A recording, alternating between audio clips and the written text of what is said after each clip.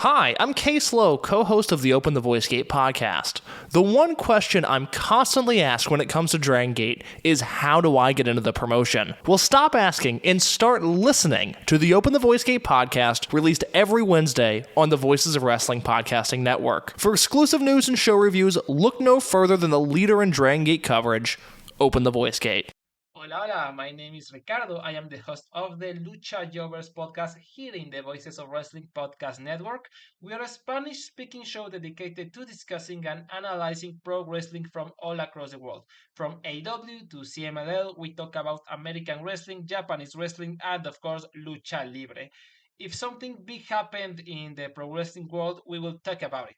So if you know Spanish or have a friend that knows Spanish or want to practice your Lucha Libre pronunciations, go listen to the Lucha Jovers podcast right here in the Voices of Wrestling podcast network. Nos vemos por ahí. This podcast is a member of the Voices of Wrestling podcasting network. Visit voicesofwrestling.com to hear the rest of our great podcasts, as well as show reviews, columns, opinions, and updates across the world of wrestling.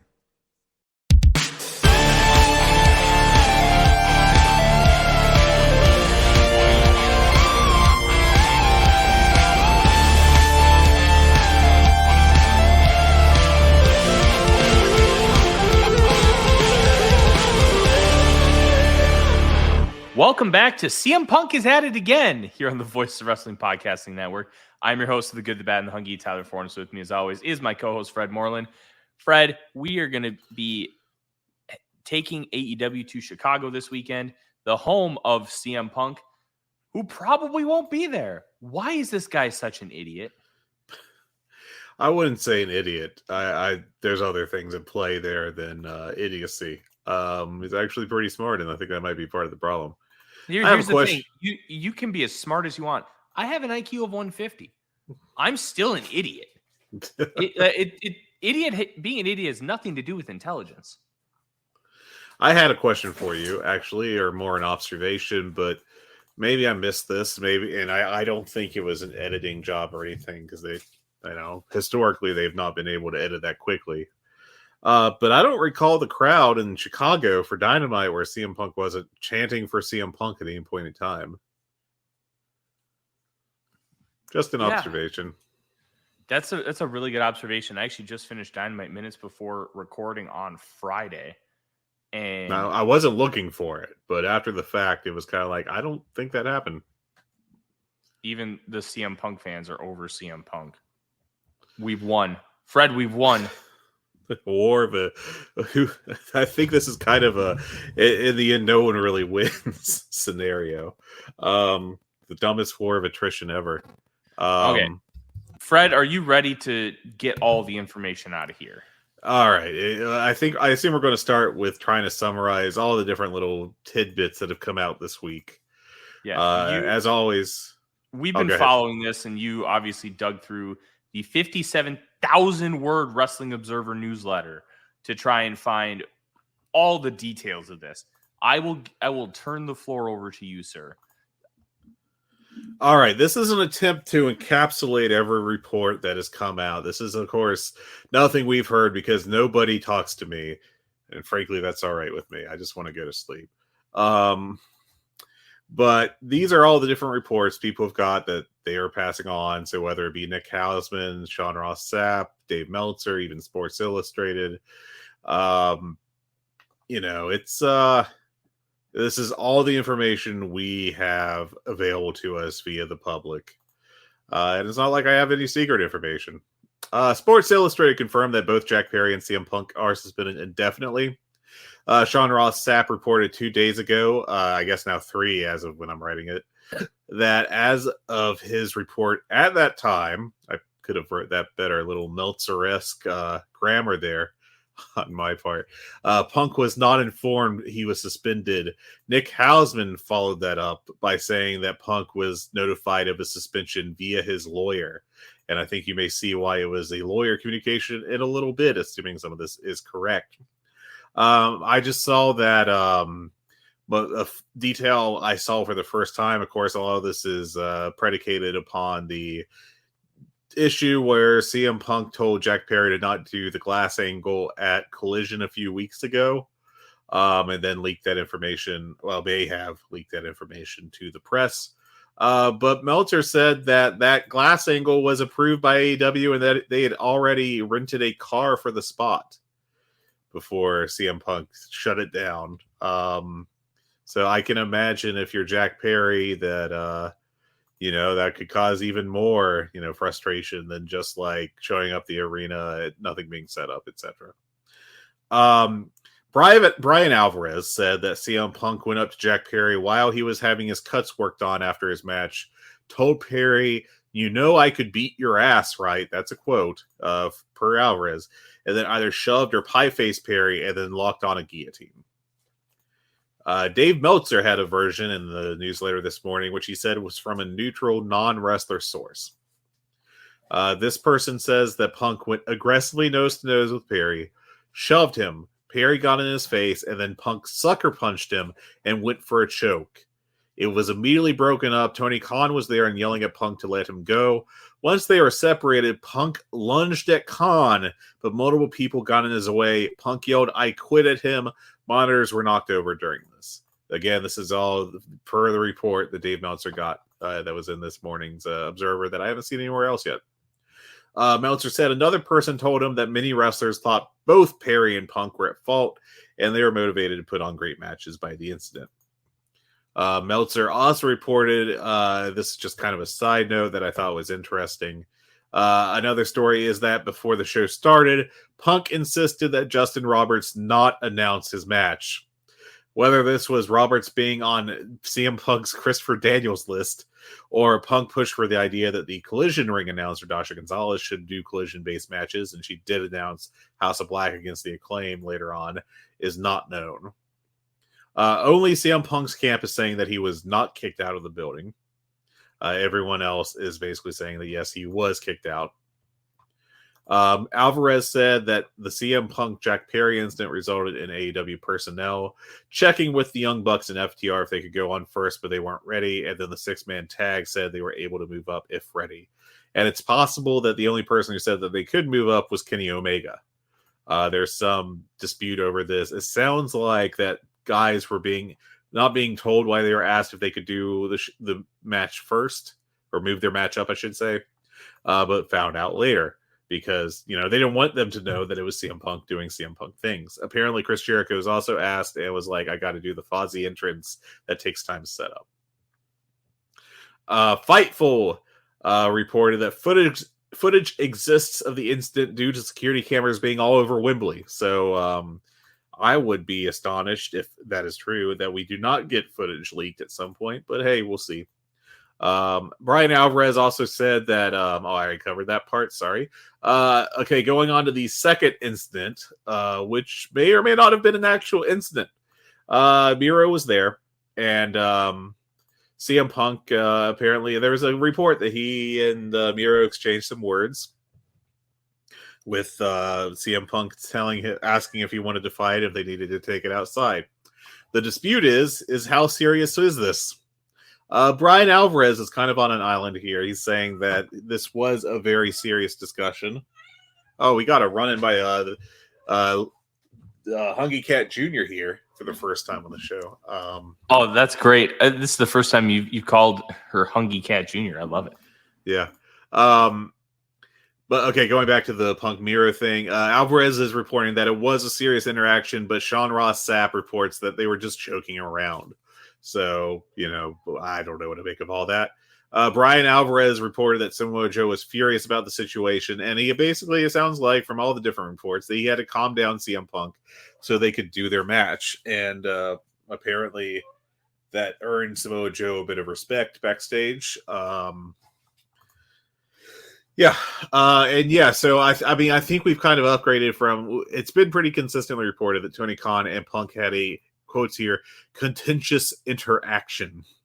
I also, it's up in the air about just how contentious that was, and if it was CM Punk lunging at his boss and threatening him, or acting physically aggressive towards him, I guess I should say. But we'll see. There's also reports that Brody King was upset about the incident. Both Wade Keller and Sean Ross Sapp have said that. Brody King has been part of the House of Black, of course, who have been on Collision since launch.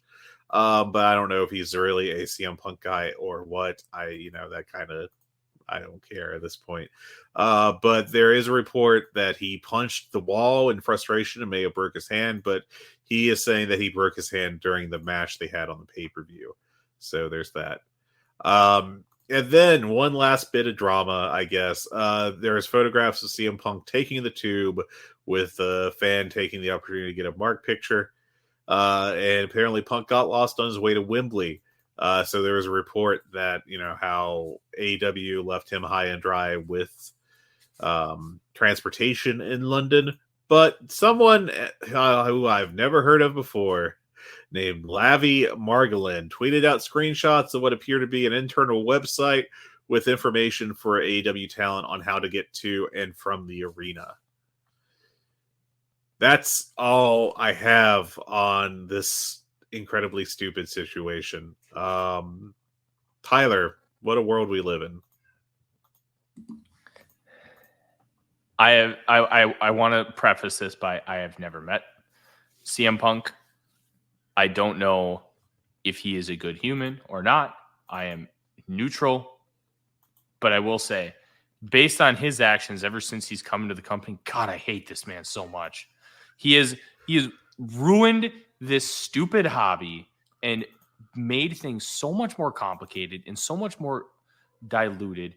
And quite frankly, the booking has gone downhill ever since he joined the company. I just want him gone. And it really sucks because I will never forget that moment 2 years ago when he came back to the company and he was the epitome of what this company is. A true American wrestling alternative, mainstream, that was not run by Vince McMahon. It was run by people who love professional wrestling. And he said that in his promo. But ever since he came back, once that little honeymoon is over, it just went downhill quickly. And it's just made things... One, AEW is always going to have those, this is finally a real wrestling company moments where it's not all kumbaya and there are people upset backstage and all this and that. But it feels like nearly everything with the backstage drama involves CM Punk. And it's just time. Like, I don't care if you lose money from this. This could be the death nail in your coffin if you continue to let CM Punk do everything he's doing and run rampant backstage. It's time. And it's so incredibly frustrating to have all this drama when you couldn't even get through the biggest show in arguably American wrestling history. Wrestling history. Like 90,000 people at Wembley Stadium. And you can't get through that as CM Punk without being a dramatic baby. No. It's time to go. It's time to get rid of him. And I'm sick and tired of all of his bullshit ruining this company that at one point we love so much, we decided to start a podcast talking about it. Now we have to spend at least 10, 15 minutes talking about the latest bullshit CM Punk did every single week. It's sickening. Let's get back to what made this company great. Wrestling. Long-term storytelling and booking. We're not getting that right now. And the beginning of all of this was CM Punk joining the company. It was great. You got to have CM Punk hold your world title twice. He joined the company that he's the fault of that it started. It's because of him. But it's time to go. And I really hope it's sooner rather than later. I'm going to ask you some questions. Okay. And just get your opinion on things. First of all, do you still think CM Punk's a draw, like a needle mover? I say this without having any television rating data in front of me. without having any numbers on merch sales. He's, based on the people we talk to, based on everything I've seen on social media, CM Punk is not a draw. Now, you don't have to be online to contribute to making somebody a draw in the world of professional wrestling. So I say that with a grain of salt because I just don't have enough information to truly answer that question, especially from a business perspective. But houses are not high right now. We're not seeing really good year-over-year growth, like per show. Earlier this year, it was barely above flat. You want to see like 10 to 20% in growth, like butts in seats, to use the Tony Schiavone line. They've raised prices and gates are great, but they're not getting enough people in the buildings. I don't think he's a big draw. I can't say that he's not a draw at all. Again, this isn't something I've done, necessarily the study on, the looking through the numbers deeply or anything. It feels like he does make a difference in terms of collision ratings to some extent, but I also think that we are well past the peak of him as a draw. And, the question with CM Punk was always going to be, is the juice worth the squeeze, right? Mm-hmm. And, that first year especially, like, it was worth the squeeze. It was 100%. And there wasn't much of a downside to it up until, Brawl In last year. Like, ignoring that, there's some tension leading in the months leading up to that, I guess. But really, if you think about it, it's there wasn't really too much of a downside until the fight happened. And then the press conference happened. I guess vice versa. But I do think he's I do think he has, it was inevitable that his drawing power was going to recede some as his returning to wrestling became normalized. We weren't always going to have him drawing massive ratings on the second episode of Rampage and all that stuff. That's just not how the business works. A guy comes back as a big event, and that pops the ratings, and then it dwindles. Its effect dwindles. I don't know that he's a major business mover at this point, though. And the calculus Tony Khan should be doing is basically what every wrestling promoter with a difficult talent has done in the past, which is at which point is the excess costs of doing business with this guy, whether it be the fights or the constant backstage drama or upsetting people or everything. When does that exceed your, the benefits you're getting from his affiliation with your company? When does it outweigh any boost you get in ticket sales or pay-per-view buys or merch sales or, television ratings? Again, I haven't studied this. So I don't know, but I just, my casual looks at it, the numbers aren't popping like they used to. And, Collision's on Saturday night, which is going to be tough, especially for the next few months as various big college football games come and go on Saturday nights. But, the show's doing well. I just don't know that the show isn't going to do well without CM Punk. And that's something to consider as well. I just don't foresee, well, there's two different ways to look at this, right? There's the way I would handle it, which is that this would have been it for me, I think, especially. I understand letting him come back after Brawl In last year, or Brawl Out, I should say.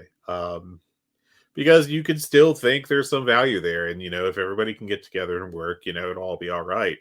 I just think this is a bridge too far. But Tony Khan is he has a reputation as a soft hand, I think, basically. He is a people person, I think, and he wants his talents to feel good and be happy. And he loves CM Punk. He loves CM Punk as a talent. And,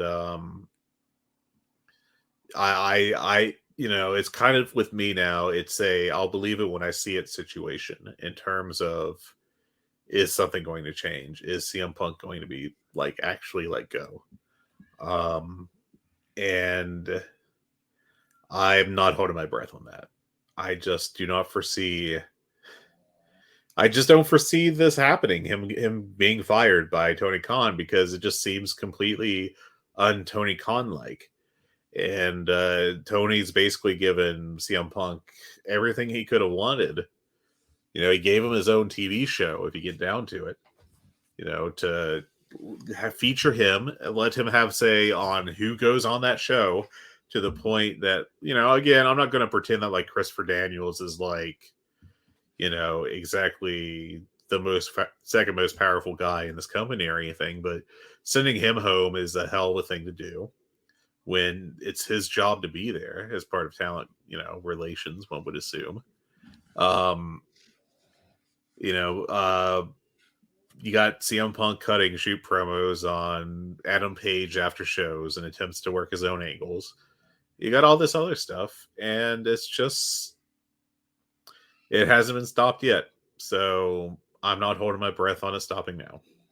Me either, but I want it bad. Oh, it's exhausting, isn't it? And like, just as, when I try to just switch into just fan mode and just watch the shows and enjoy them, you can do that for a couple hours, but it's almost inevitable that at some point it rears its head.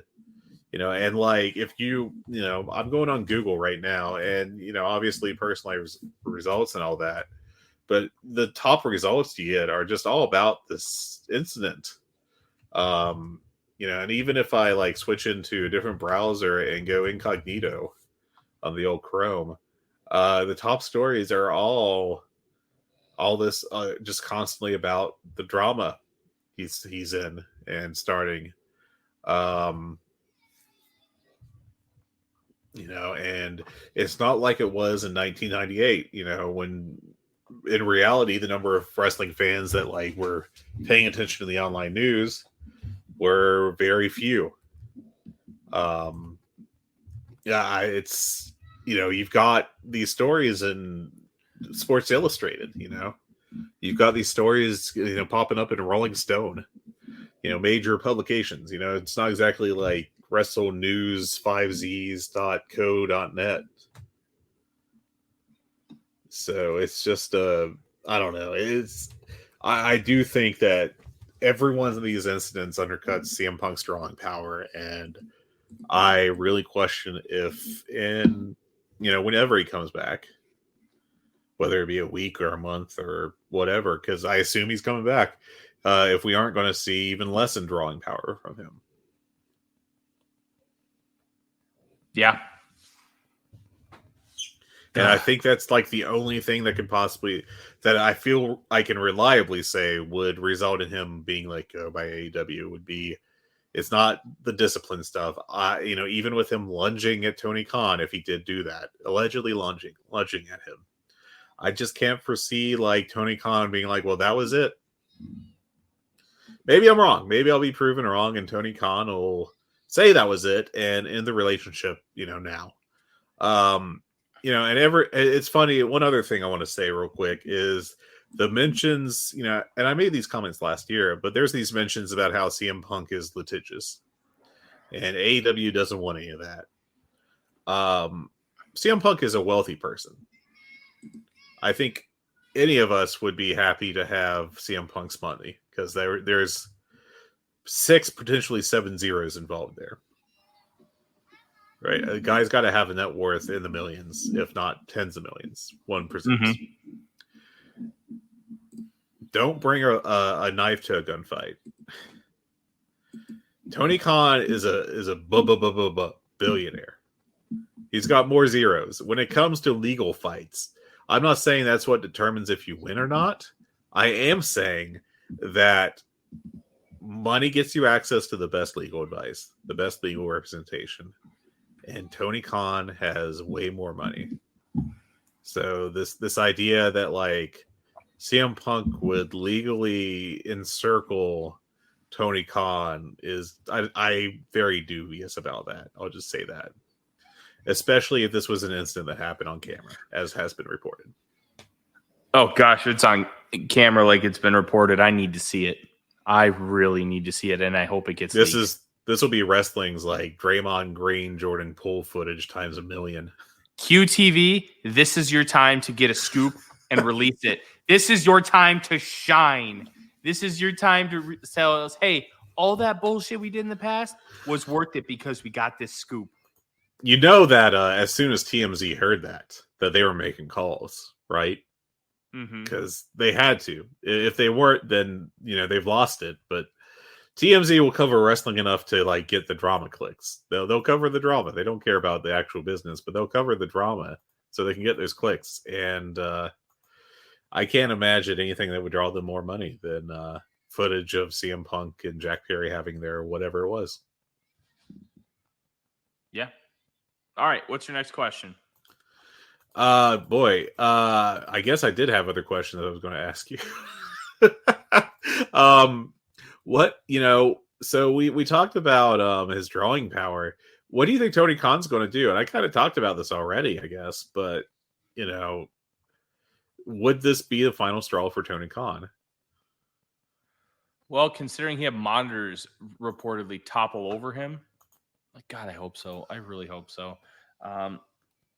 Part of the problem with this Tony Khan thing with Punk is, from what we've been able to gather over the past couple of years, Fred, and please correct me if I'm wrong, these two connect on a personal and professional level when it comes to how they love professional wrestling, when it comes to them both growing up in Chicago, and their views on professional wrestling are so eerily similar. Right. I think those stories have been out there for a while, if I'm not mistaken. I think that's going to be a big hindrance. This isn't, Tony Khan bringing in Miro, and Miro doesn't have this kind of pull. This is a very unique situation, and Miro is just somebody I grabbed as an example. That doesn't mean anything, but the point is, it's not CM Punk, and because it's not CM Punk, that matters in this context. I really don't think the Khan's going to do anything, and that is so eerily annoying and frustrating. Yeah, I'm in I'll believe it when I see it mode. Because I think he just likes CM Punk too much. I think he, unless he can be convinced by data that he's not worth it, I think he will keep CM Punk around for as long as he can because he just loves CM Punk the performer. And there's just so many problems with that, unfortunately, right now. But I think the last person to get off the CM Punk ship is going to be Tony Khan.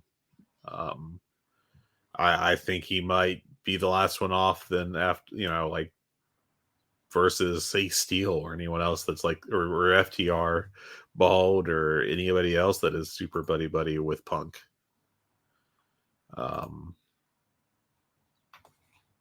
Yeah, I'm just not very optimistic that it's going to be. I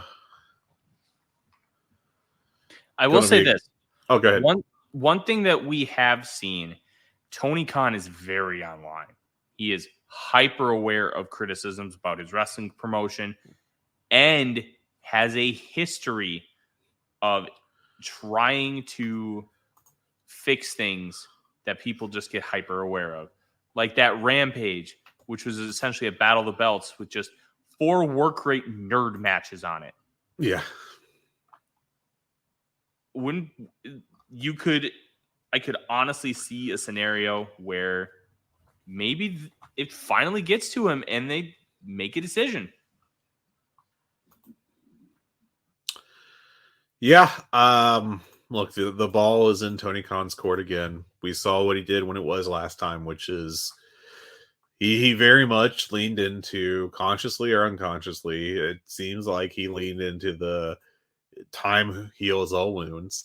Let's just keep these guys separated until they can work together, and then everything will be great. And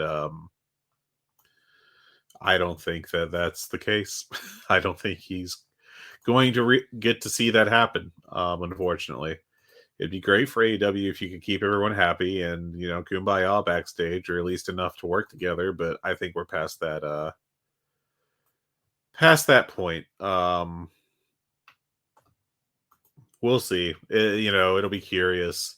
Tony Khan was asked in his presser yesterday if they'd be making an announcement about if CM Punk will be at All In or All Out. Sorry, the similar names are tripping me up every single time I have to say one.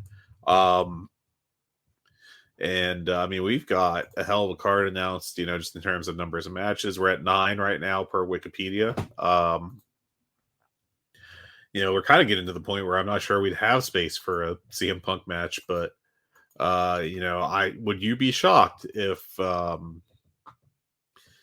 Sunday came and went and we got to see CM Punk in the ring against someone, Ricky Starks or whoever? Because I wouldn't be.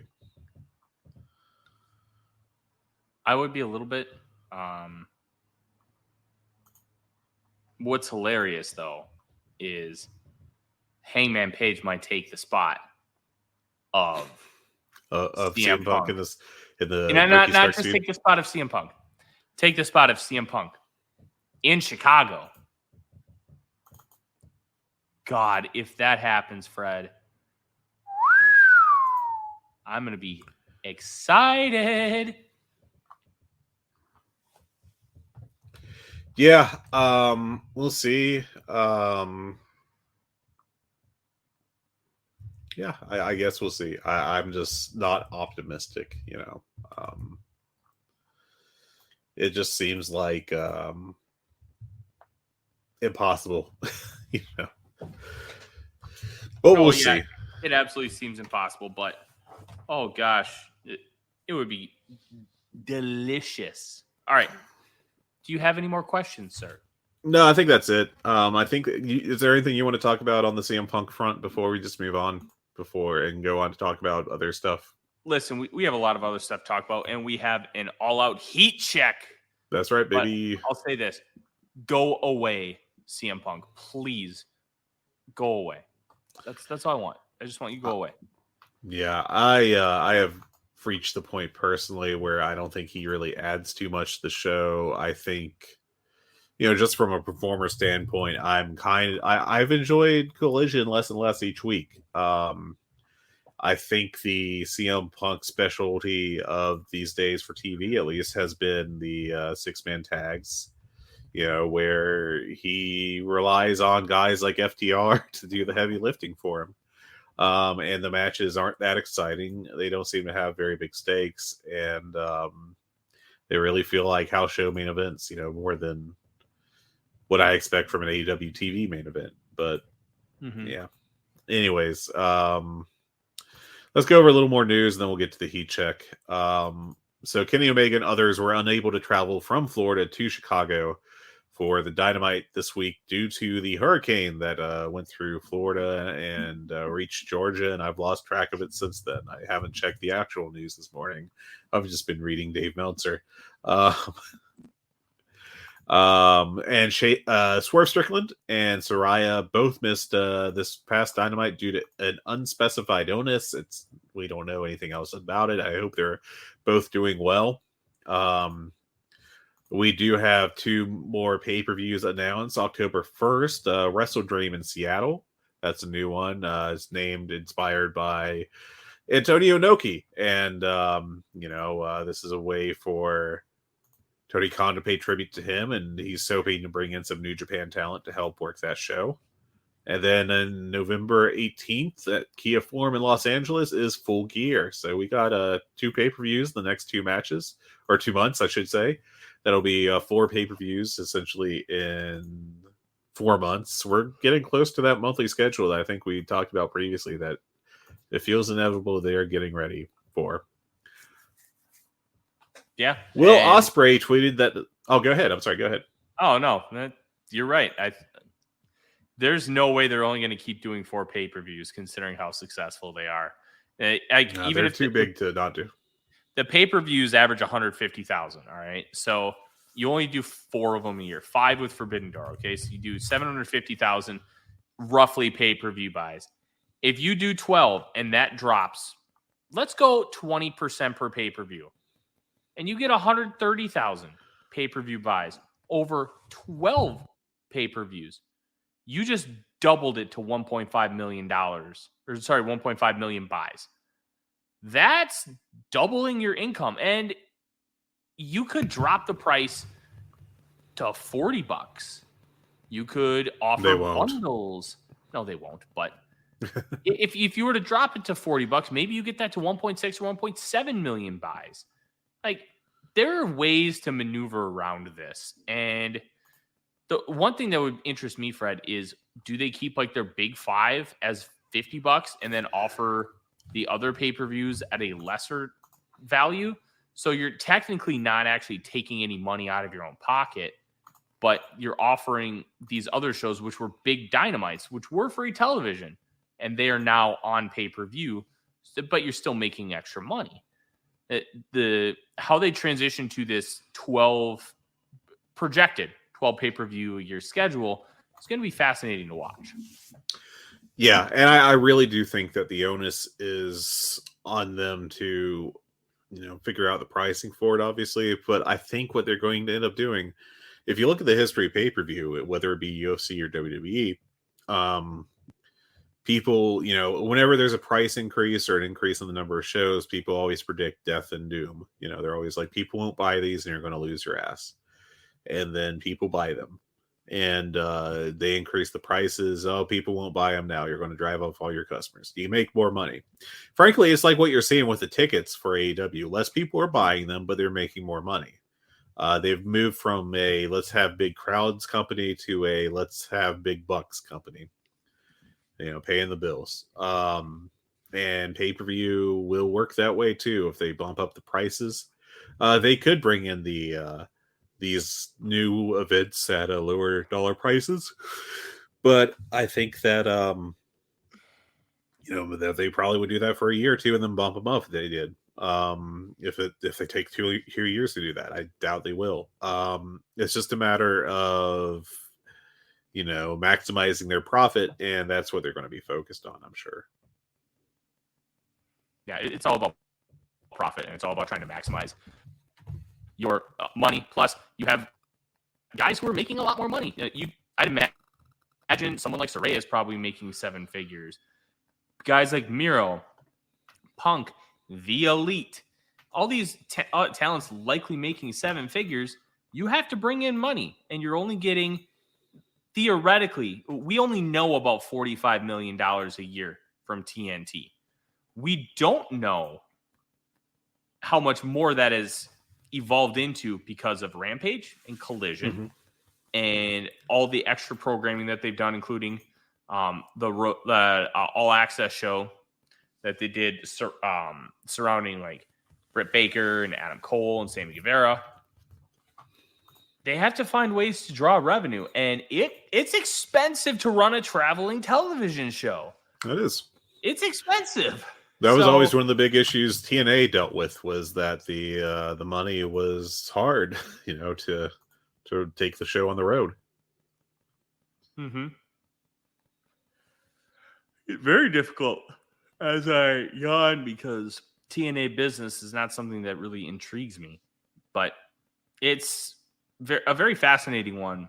And if they go to 12 pay-per-views a year, now you're either getting 50 or 60% of pay-per-view revenue. So if you sell 200,000 pay-per-views at $50 a pop, you are looking at that is a $10 million pay-per-view gate. AEW is getting either 5 or 6 million of that because you have to pay your pay-per-view providers, and depending on the deal you've negotiated, it's likely between 50 and 60% that you get to take home and your pay-per-view provider gets to keep. Yeah. That's a substantial amount of money. And if you were to drop that to 100,000, you're getting $3 to $4 million. That's a win. 2.5 to 3. That's a lot of money. Yeah. That would pay quite a few wrestler contracts. That could cover all your production costs for like every pay-per-view. Yeah. Like It's a big deal. And that's why going to 12, even though we never really thought about it initially, it always made sense that eventually 12 was going to be the move. Yeah, it just feels like an inevitability. If you're able to sell them, then you got to sell them. You know, that's just business, baby. Moving on, Will Ospreay tweeted that the sands of time are running out when it comes to my time with British wrestling, which I think is, I can't interpret that any other way than his time with New Japan as his primary employer is coming to an end. Yeah, it's going to be great to see Will Ospreay hypothetically in AEW, and we felt like it was not a done deal after All In, but it sure felt like that was the direction. And good for Will Ospreay. Nobody's done more for professional wrestling in the last 5 years than Will Ospreay. He has killed himself wrestling in all these indies with all this young talent, giving guys like Leon Slater and Nick Wayne the best matches of their careers and doing everything he can to put them over. And he's just 30. He's at the peak of his career. He doesn't have to do this stuff. Mm-hmm. But he basically saved British wrestling after the speaking out movement. His involvement of helping build up Rev Pro and taking bookings across the country. Good for Will Ospreay. He deserves that. You could almost call this a retirement because of how much he's going to be taking off of his plate. And he deserves it. Good. Like, thank you for everything you've done for the business, because just an absolutely incredible feat for Ospreay. Yeah, the guy works really hard and is a phenomenal performer. And not only does he deserve his accolades, he deserves his money too. And I think whatever deal he ends up signing is going to pay him. Yo, dog, I heard you like tournaments. So we put tournaments in your tournaments so you can tournament. The Grand Slam World Championship Match Eliminator Tournament is starting next Dynamite. Grand Slam is on the 20th of September, so less than 3 weeks away. I imagine it'll be an 8-man tournament. And, of course, on Dynamite, Roderick Strong announced his intention to be in it, despite his bad neck. Hope you love tournaments. AEW has been relying on those a lot recently, and this is just another one. Tony Khan loves his single elimination brackets. I'm a fan. And tournaments are good. They had a tournament for Grand Slam last year, the Eliminator, because of the issues with CM Punk. I like that they're having another one this year.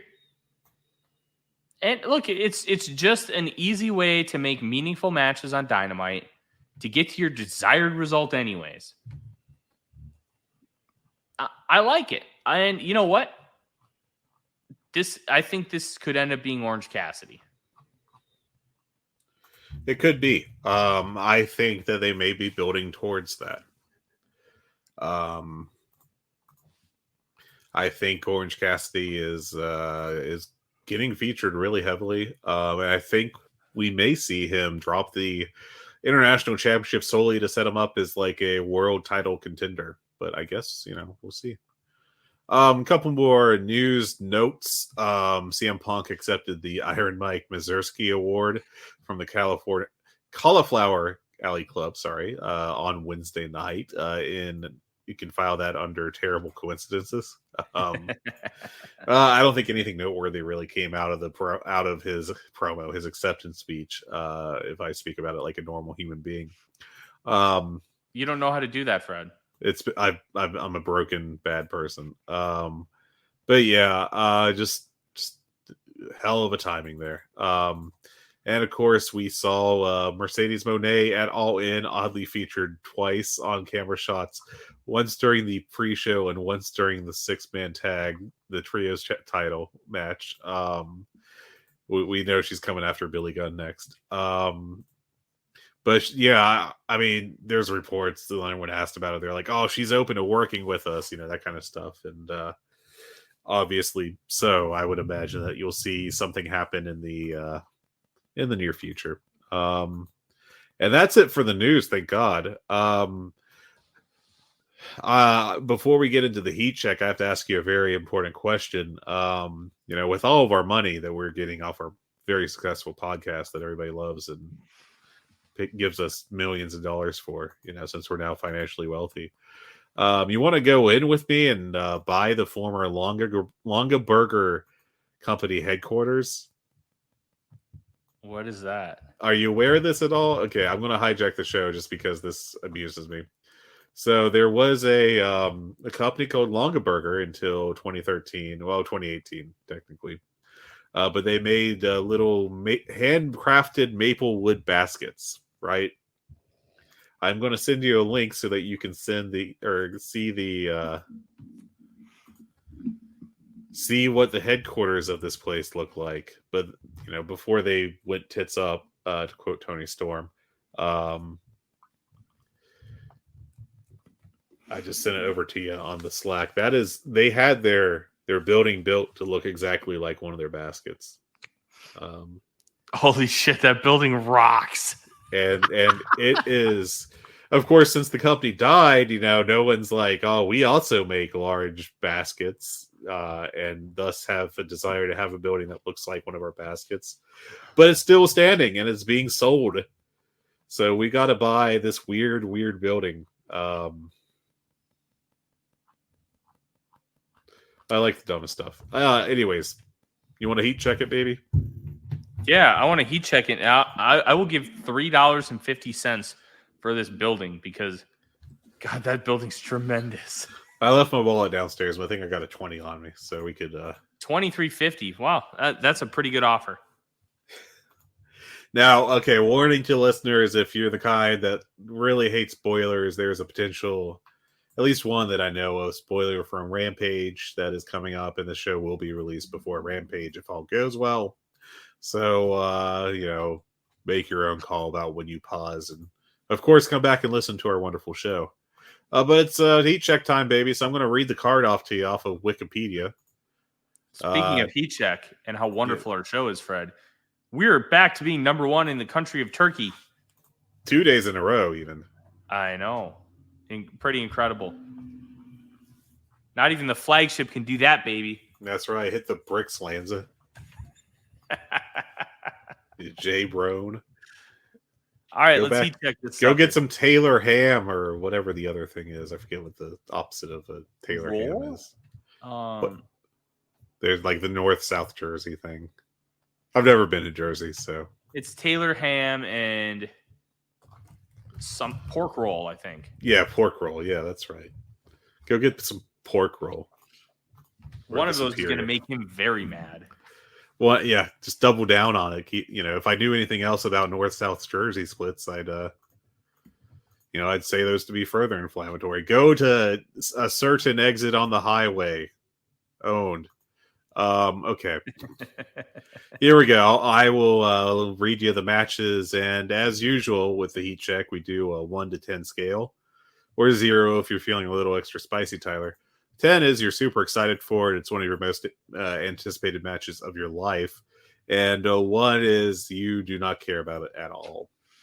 So our first match on this card is Darby Allin against Luchasaurus for the AEW TNT Championship. I'm at a 7. The build has been but it's Darby Allin with a big guy. He's going to bump like crazy, and this match could end up being really fun. I don't know if it'll end up being really good, but Darby's going to do some crazy stuff to get this match over. And Luchasaurus is not the greatest worker, but he can go. He's a capable big guy. That's about where I'd put him. It's not bad. Yeah. And the tough part with big guys is sometimes it takes them a decade to really figure it out because They're so big. Yeah. And it's just such a unique spectacle and a unique thing because like there aren't exactly the surplus of guys like Luchasaurus and Lance Archer in professional wrestling anymore. And a lot of big guys can't move.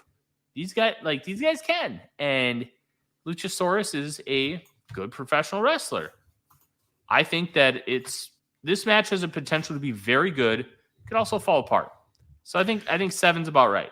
Yeah, I don't think it'll fall apart. I think the question is if it'll be like, 3 or 3.5 star good or like 4+ good. And I think that's really going to depend on Darby Allin throwing himself around. That guy's been a workhorse this year, and I think he's like just really a regular, like high level performer. Luchasaurus hasn't really worked a real match in a while. This has actually been a quiet year for him in the ring, and of course, the feature of the act is Christian Cage promos. But I think this is an opportunity for him to show out. This is probably his biggest match in quite a while, several months at a minimum. So I don't know. I think he'll. It's up to him to show out, and I think he really could. Yeah, this match could end up being really good, and I'm very intrigued to see Christian's involvement of all things. Yeah. What do we have next, Fred? Just remember, Adam Copeland, Edge, is floating around out there, possibly coming in at any moment. You think you know me? What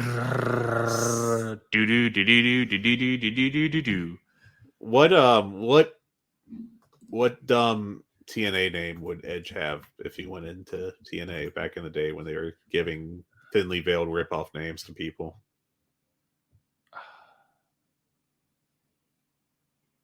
That's a great question. That's a dumb question too.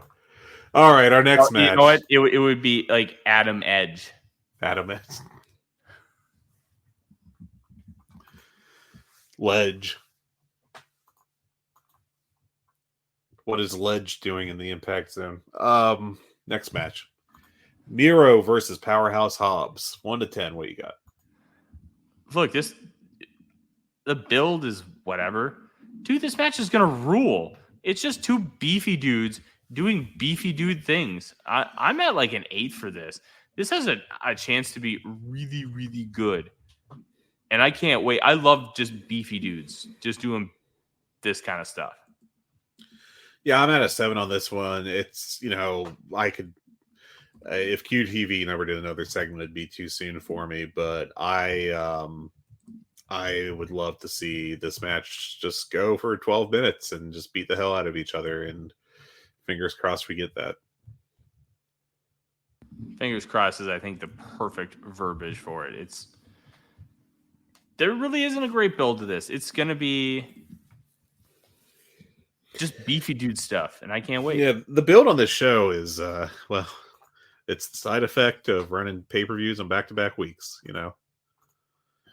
It's an unfortunate result, but I mean, if that's the price you pay for your 80,000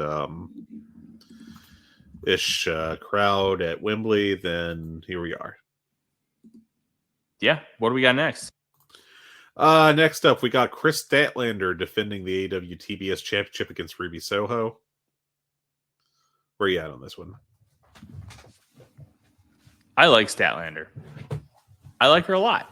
I think coming back from injury, she's shown some real struggles, but I think she started to really piece it together and figure it out. I'm at a 4. I just don't care. Like these are two women who can't really carry a match, and they kind of work to the level of their competition a little bit. So this match could be a disaster. It could be really good. I don't know. And the build hasn't really drawn me in. It was basically Ruby cut a promo saying that she's after Statlander's title, and then she has a title shot a week and a half later, which is fine, but I'm not excited about it. Yeah, if you told me, the day after this show that it was like a 3 3/4 star match, like that's like the 95th percentile outcome of that match, right? And there's a possibility you could tell me that, in this other future, that it was like 1-star disaster. I could believe that too. It's I don't know. It's very much kind of curious about how it'll go, but I'm not particularly excited about it. I'll go a 3 on this. And if I'm excited, I'll be happy about that. So. Yeah, that sounds about right. Next up, we have Jon Moxley challenging for the AEW International Championship against Orange Cassidy. 1 to 10, what you got? 40. This is basically the main event to me. Do you agree on that? I don't know if this is more of a main event than Omega and Takeshita. Dude, this match is spicy. This is AEW. This is the AEW that we grew to love. Jon Moxley, Orange Cassidy, 2 AEW originals. I think you can call Moxley an AEW original at this point. He was on the first ever AEW show. He's been with the company the whole time. Yeah, he used Dean Ambrose in WWE and won their title, but Moxley is an AEW original. And look, Orange Cassidy doesn't get enough respect as far as an in-ring worker, and he's earned a lot over the course of the last year. This title run's been incredible. I think it's time for the title run to end. It gives Moxley something to do. It allows Orange Cassidy to evolve and maybe get an earned few weeks off to rest. Obviously, some of the injury stuff that he is a work, but man, he's been real good. And this match could be absolutely incredible. Yeah, I'm very excited for this. This is a 9, which I think is about as high as I'm going to go on this show. I think this could really be excellent and steal the show. I think this could rule, basically. Next up is Konosuke Takeshita against Kenny Omega. What do you got for this one, 1 to 10? 40. You high on this one still? I'm memeing. These are the 2 matches I really, really, really want to see. We had inklings that we potentially get Orange Cassidy versus Jon Moxley when this whole triangle feud kind of started, and it's evolved to a point. And Orange Cassidy doing Taipei Death to finish off that Stadium Stampede was phenomenal. These 2 could create real magic together because Orange Cassidy he wrestles differently than Moxley. Moxley is really rough around the edges. Orange Cassidy does his little shtick, but then he's almost like a hybrid, high flyer ground wrestler because he does a lot of higher impact stuff where you do the tilt-a-whirl DDTs and stuff, but he doesn't actually fly. That's kind of how there's got to be a better way to phrase it, but I'm calling it like a grounded high flyer. You get what I'm saying. And sure, yeah. Moxley is Moxley, where everything he does looks like he just woke up and decided to perform wrestling moves, which it has its own little unique charm. These guys can kill it. If this match got 5 stars, I wouldn't be shocked. This could be bloody. It's on the table. This could be great. Orange Cassidy already has a 5-star match for me. That was against Will Ospreay. Cassidy knows how to step it up against big opponents, and this is, in this company, as big as it gets. And this could be absolutely tremendous. Yeah, I mean, this could be really awesome, and I'm excited for it. I'm going to go hold on, wait a second. Did you just go off about Cassidy and Moxley again? Because we were talking about Takeshita and Omega. Oh my gosh, yeah, I did. I was just like, guys, so excited about it. I'm not going to stop. I am so excited about Moxley and Orange Cassidy. No, Omega and Takeshita, they've obviously been building this match for a long time. And you know what the best part is, Fred? I'm not editing that out. Absolutely not. Because leave that's that tremendous. in. Losing your mind over here. Oh, I can't wait. Kenny Omega is arguably the greatest wrestler in the world. And he's in an echelon with Kazuchika Okada, with Will Ospreay. Like, he's just on another level. And Takeshita, 28 years old, been wrestling for a decade. He's getting there. And working with Omega is going to help put him in a pantheon of otherworldly wrestlers. And this match could be phenomenal too. We could see 2 5-star matches on the show, and it wouldn't be a shock because of what these 2 matches are. I'm not expecting them to both go 5. If they either one went under 4.5, I would be surprised. But this has the potential to be truly great. Yeah, it's pretty exciting. We'll see what happens, but I'm a little let down by the build of this one, is what I really want to get across. Is I do think that at one point, before Blood and Guts, that this could have been like one of the hottest matches in company history, and for various reasons, it's kind of not there now. It's just kind of middle of the road, and I think they could have done a better job of, doing a last minute push with Don Callis cutting that promo, but instead he just kind of did the kind of a cringe, this guy don't speak English thing, which it kind of goes against the entire everything previous with Takeshita, which is that he understands and speaks English just fine. Thank you.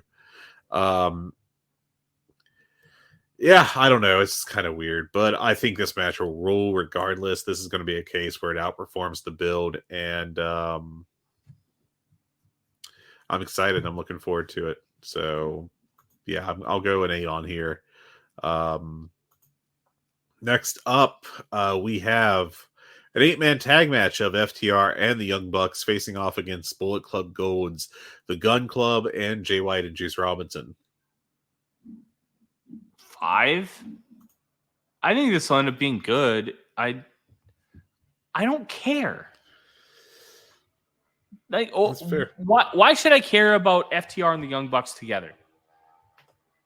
I get the Bucks kind of have a thing with Bullet Club Gold because of the Kenny Omega connection, and obviously everything interlinks with the Don Callis family. I just don't care. This one feels lifeless to me. This would have been an excellent Dynamite main event. Oh, absolutely. With maybe like one more week's build. But instead it's going to be rushed into, I guess, essentially the mid card. Which, okay, fine. This could be a really good match. I just don't care. Yeah. Yeah, it should be fun. I think it'll be enjoyable. Fingers crossed on it. Let's see. We do have next for the Ring of Honor World Tag Team Championship, the Dark Order, Alex Reynolds and John Silver against Better Than You Babies, Adam Cole and MJF. 1 to 10. What you got? 8. 8. Look, okay. The Dark Order, the Beaver Boys, they're fine. They're not a tag team They're I love. Solid tag team. Yeah, they're not a tag team I desperately want to watch. But every time I watch them, they're really good. And they put out really good matches. This is going to be no different. They are going to bust their ass in this match. They are going to work hard. They're going to sell like crazy. And they're going to put these guys over. And in doing so, MJF and Adam Cole are probably going to have their working boots on. Because they know that the Dark Order is going to have their working boots on. This has a potential to be really good. As long as they just don't bury the Dark Order like they buried Aussie Open. Yeah, that was kind of a hell of a mess, actually. Yeah, I'm much lower on this one. I'm at like a 5. I just don't know that. I just don't know how good this is going to be. I mean, if they just do a straightforward match, it'll be entertaining. It'll be good. But I think there's going to be a lot of shtick. And given how I reacted to the last shtick-heavy match with Cole and MJF in the main event, I wasn't crazy about it. So I guess we'll see. But yeah, I mean, it's going to be interesting to see what exactly they do. And if it's any good, I guess we'll see. Next to last match to go over is Shane Taylor facing Samoa Joe for the Ring of Honor World Television Championship. I think it's very interesting. This is on an AEW pay-per-view. Of course, Shane Taylor won the world-famous Ring of Honor World Television Championship Eliminator Tournament. We already did this bit on the pre-show, but at home, I'd like you to take a second and just think, what do you think was the longest match length in that tournament, and also who the two people involved were? I'll give you a couple seconds to think about that. Tyler got pretty close to the actual time on when we were going over notes, but did not correctly guess the two people involved. The longest time for a match was in the opening round when it went 6 minutes and 50 seconds. And it was Cheeseburger against Tony Nese. Which I think says a lot about the state of Ring of Honor TV and, all that stuff. But anyways. But yeah, where are you at on Taylor against Samoa Joe, 1 to 10? 6. I think this could be really good. If I recall correctly, Samoa Joe took the title from Shane Taylor at Supercard of Honor 2022, right after Tony Khan bought Ring of Honor. I think that's right. Shane Taylor is a good professional wrestler. I would like to see him a little bit more on AEW TV because I think he has a lot to offer, especially with some fresh and unique matchups. How about Shane Taylor versus Commander? How fun could that matchup be? Big guy versus small high flyer. I think Taylor and Joe can have a really good professional wrestling match. And considering how AEW's pay-per-view cards used to be so weak in the middle, this is like the perfect kind of match. 3.5 to 4-star match. These guys just go in there, do the work, come out, we're good to go. Yeah, I'm at a 6 on this too. I mean, I think it'll be a good match, and if they give it enough time, it'll be really good. My biggest concern with it is, as far as, it can be one, I guess, is if we're going to get, like full effort Joe. Because, if we get full effort Joe like we did at All In, we're going to have a damn good match. If we get less than full effort Joe, then we get some of the recent TV matches, which weren't too fantastic in my opinion. But, I am optimistic this will be a good beef match, Big E Memorial Tournament entry, and I'll go 6 on this. And then our final match on the Wikipedia All Out listing, which I would bet you $5 is not going to be the actual main event, is Eddie Kingston and Katsuyori Shibata against Claudio Castagnoli and Wheeler Yuta. Good for Eddie Kingston. He gets to wrestle with Shibata. That's just dope. I'm at about an 8. This is just obviously going to be a continuation of this feud. And I thought it was really interesting on Dynamite. You had Yuta losing a challenge for the New Japan Strong Openweight title. Claudio Castagnoli comes out to the ring, side area, walks around the ring, refuses to acknowledge Eddie Kingston, and then helps Yuta off to the back. Man, these guys hate each other. And that was a really nice touch to really let that sink in. Yeah, that was a nice little angle. I'm at a 7 for this match. Again, I don't think the continuous storyline between Kingston and Claudio rules. I don't think that this match in particular has had a fantastic build. It was, frankly, kind of thrown together. But I think it'll be great. I think it'll be a lot of fun. I mean, Shibata isn't what Shibata was, but I think he still has good matches. Is enjoyable to watch. So I like him. And Kingston rules, Claudio rules, and Yuta's damn good. So I'm looking forward to this. So thoughts on the card in general, Tyler? Yeah, you wish it was better, but we had heard that some wrestlers got stranded in the UK. Some have been, as you said earlier in the show, were not able to get back to Chicago because of the hurricanes. You know what? Match that's on Rampage that I wish was on this card: Hangman Page versus Brian Keith. Gosh. And Brian Keith, I haven't seen a lot of them, so I can't pretend to be like a Brian Keith expert, but he rules. He's just awesome.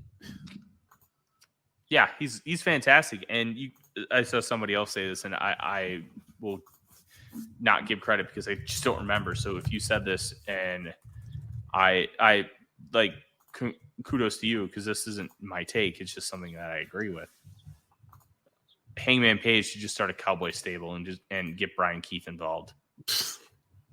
Hell yeah. I didn't say that, but I would not complain about any kind of Brian Keith involvement, frankly. That'd be fantastic.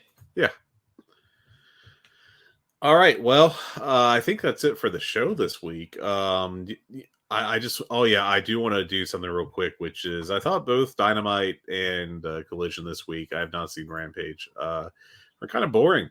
Collision in particular, like there was a lot of recap videos on that show, and I understand that it was like the second show taped on a night, and was kind of the last show before the pay-per-view, so they wanted to hype all the stories and everything, but still it was just kind of there, so haha, Collision is the new Velocity.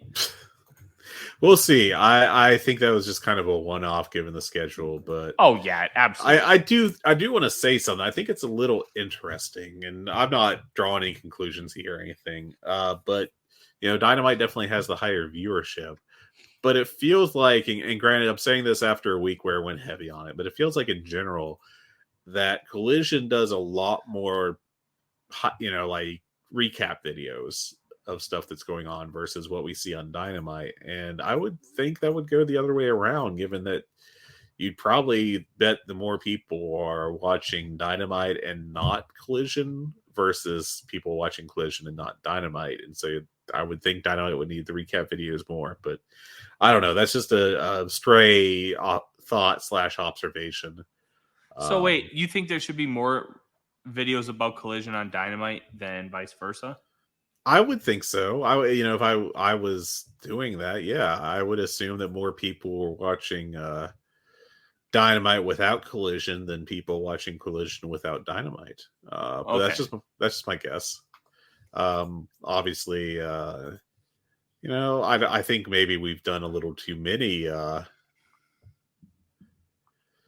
videos recently, but I understand why you got to do them for business. So I think that makes sense.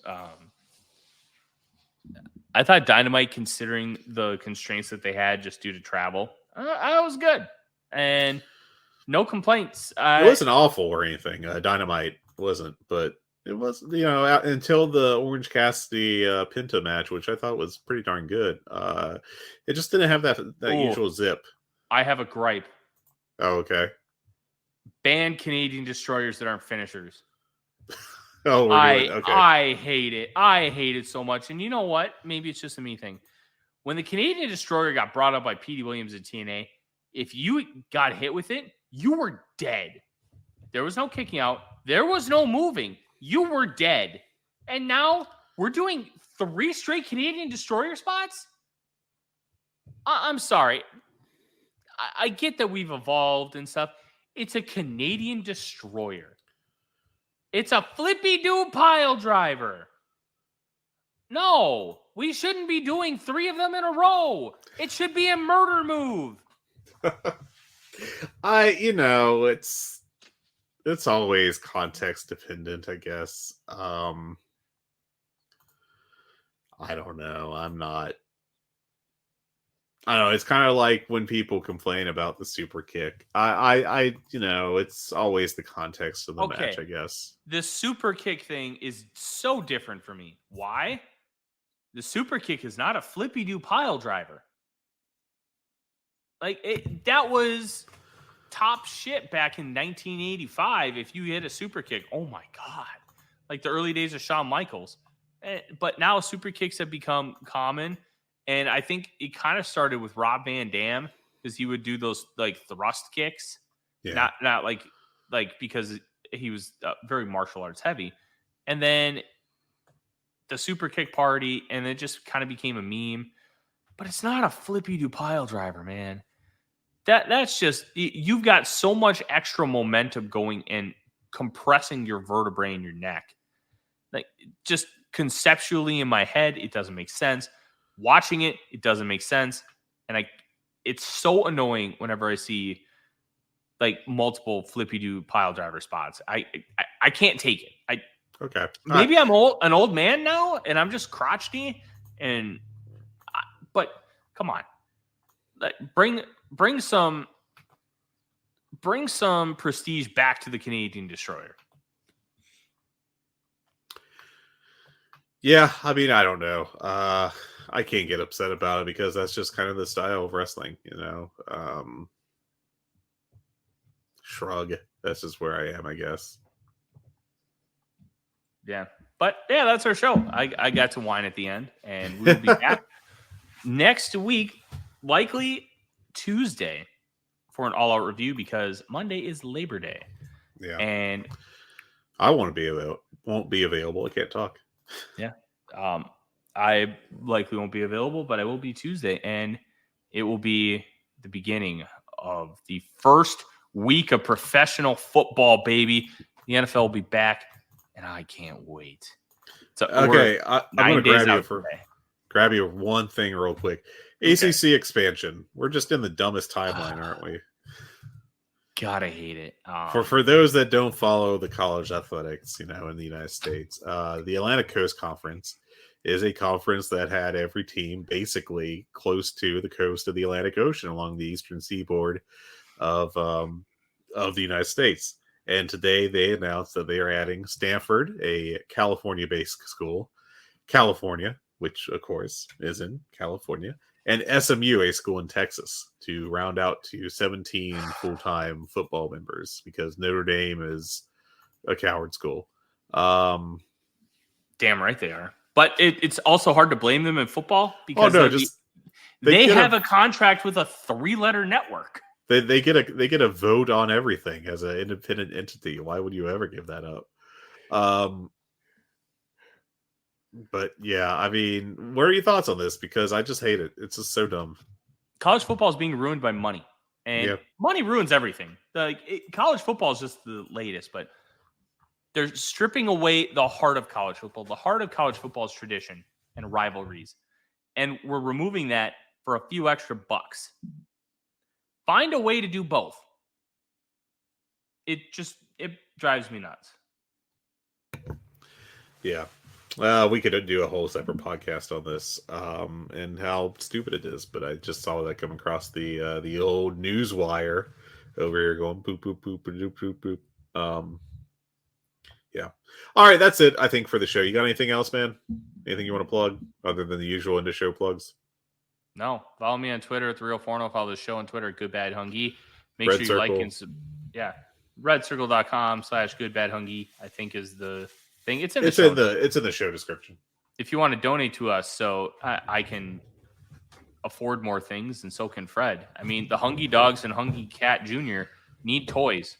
So just remember that. The cat does not, actually, because her favorite toy is crumpled up receipt paper. So, but I need to be able to buy stuff to get those receipts. So you have to buy toys. There you go. Yeah. And make sure you like, subscribe, do all the fun things. Write us a review. Give us 5 stars and email us. Yeah, I got a nice email earlier this week, and I cannot remember the gentleman's name, but we had a nice conversation about professional wrestling, and we appreciate the feedback. So it's well taken every time. And you can also join us in the Voice of Wrestling Discord, where we have our own channel and we have some good conversations there. And in the meantime, enjoy another AEW pay-per-view this weekend. I will be sitting around on my couch watching football 24/7, and the dogs are going to have to go in the basement. They're not going to like that, but I don't care. I'm using my 3 TV setup. Good night. God bless. Take care. Have a good one, everyone. Take care.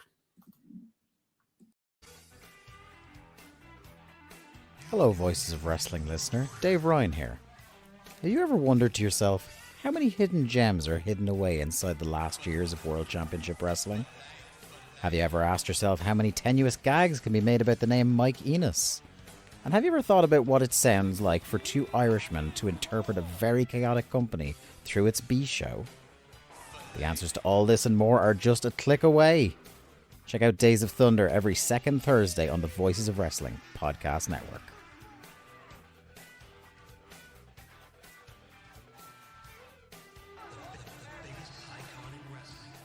Hello there, everybody. It's me, Garrett Kidney, the co-host of You've Got to Be Kidding Me on the Voices of Wrestling Podcasting Network. And I am Liam Jones, my full name, and I'm also a part of the Voices of Wrestling Podcasting Network as a co-host for You've Got to Be Kidding Me. We are a TNA history podcast that covers TNA 1 month at a time. We cover all the drama, all the matches, all the Vince Russo nonsense you could ever want in your life. Have you heard of TNA? I bet you have, but would it be funnier if two people made jokes over it the whole time? Probably. So if that sounds like fun to you, check it out on this very Voices of Wrestling Podcasting Network, and Liam will do bits and whatnot.